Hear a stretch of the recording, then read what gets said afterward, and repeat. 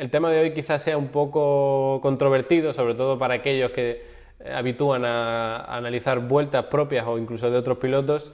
pero creo que es importante tratarlo y además que puede ser muy esclarecedor.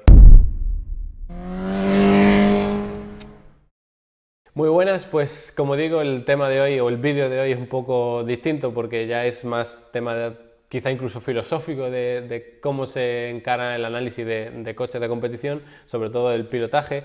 Y es que me da la sensación de que muchas veces se tiende como a obsesionarse con comparar una vuelta con otra para analizar en qué se puede mejorar y ahí se acaba el tema. Este tipo de análisis, lógicamente, es muy útil, muy esclarecedor en muchos casos, pero en mi opinión creo que no se debe abusar de él por muchas razones, ¿no? Porque para empezar, tú no, si simplemente pones una vuelta encima de otra y analizas el pilotaje de ambas,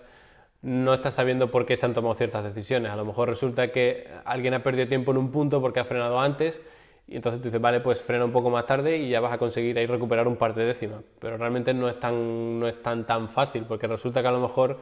estaba cogiendo una trazada distinta y eso es muy complicado verlo analizando solamente el pilotaje,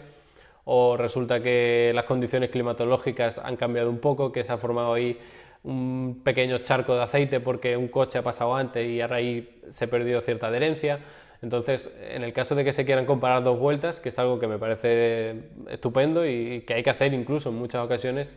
siempre hay que profundizar un poco más y analizar realmente las razones. Si analizas las razones y no encuentras nada sospechoso, digamos, simplemente frenó antes porque bueno, se le fue la cabeza o se encontró inseguro o lo que sea, pues está claro que ahí hay que frenar un poco más tarde y punto. Pero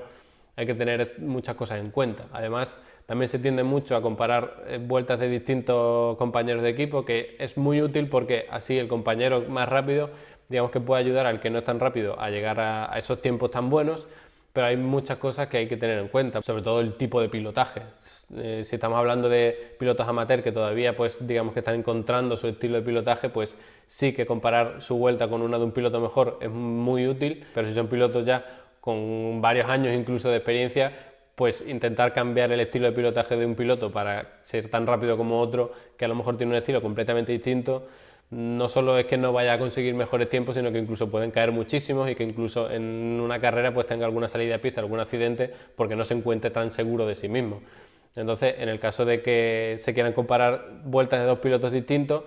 pues hay que tener en cuenta eso, ¿no? Que cada uno tiene su estilo y que a lo mejor uno pues entra y sale de las curvas mucho más suave, apenas rozando los pianos para no perder ningún ápice de adherencia de las cuatro ruedas, mientras que otro a lo mejor las toma mucho más agresivo, pegando giros bruscos de volante, comiéndose todos los pianos lo que puede, porque a lo mejor simplemente tiene un mejor control del acelerador y sabe cuándo pisarlo más a fondo y cuándo no, etcétera. Hay millones de cosas que habría que tener en cuenta con el estilo de pilotaje de cada uno. Y luego ya, por supuesto, tampoco te van a decir en qué está fallando la configuración del coche, porque muchas veces, sobre todo en equipos de simulación, pues no tienes todo el tiempo del mundo que tú quisieras, ni a lo mejor los conocimientos necesarios, entonces pues el equipo encuentra un setup que más o menos ven que es bueno, que se adaptan todos un poco, todos los pilotos ponen esa configuración del coche y tiran. Entonces, bueno, realmente a lo mejor un piloto es más rápido que otro, pero resulta que el setup que han cogido para todos no se adapta a su estilo de pilotaje. Entonces eso, a lo mejor te estás creyendo que este piloto es más lento cuando realmente lo único que pasa es que esa configuración del coche no es la apropiada para él. Y si tuviese pequeñas modificaciones sería incluso más rápido que el otro. Y esto pues son cosas que hay que tener en cuenta y que son muy importantes, sobre todo en carreras largas, donde es importante que el piloto se sienta seguro, porque el simple análisis de poner una vuelta encima de otra y ver cómo pilota cada uno no te lo va a decir. Con esto no quiero decir ni mucho menos, insisto, en que no sean útiles estos análisis de comparar dos vueltas, porque en muchas ocasiones es súper útil. Además, no solo se puede comparar la mejor vuelta con una un poco peor o la mejor vuelta de dos pilotos, sino que puedes entrar ya a analizar la vuelta media o mediana del piloto, puedes analizar incluso la vuelta óptima por sectores del circuito, etcétera. Puedes hacer muchas cosas y son muy útiles. Además,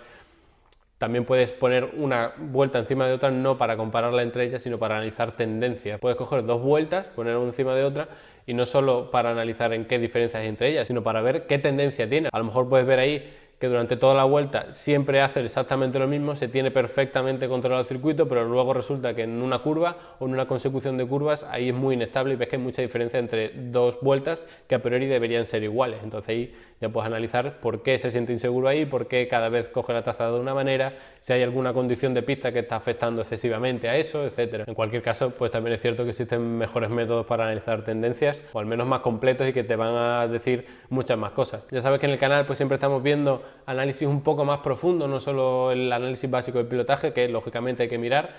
Entonces, si no lo sabes porque no estás suscrito, pues te recomiendo que te suscribas para no perderte estos vídeos, porque siempre son útiles. Yo creo que siempre aporta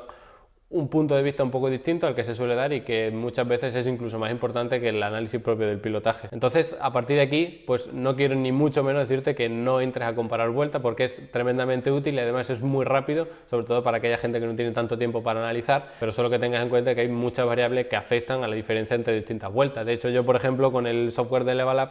tengo incluso dos procesos distintos, uno para analizar pilotaje una vuelta y otro para analizar tandas largas. Entonces te puedes imaginar que en el análisis a una vuelta, pues de vez en cuando sí que conviene analizar varias vueltas, pero luego si quieres analizar el pilotaje en tandas largas, ahí no tiene sentido analizar varias vueltas, como mucho puedes analizar varias configuraciones de setup o varias tandas para analizar tendencias sobre las propias tendencias, pero bueno, eso ya sería un tema aparte. Así que nada, me gustaría eso sí que me dejases en comentarios qué opinas sobre esta obsesión, entre comillas, de siempre comparar dos vueltas para analizar pilotaje, si realmente crees que es la única manera viable en muchos casos o si de verdad merece la pena, como es mi caso, en meterte un poquito más en profundidad porque realmente vas a encontrar las causas reales de lo que está pasando. Así que nada, esto es todo por hoy, espero haberte ayudado un poquito más, que cambies un poco los análisis de cara al futuro y nos vemos en la próxima.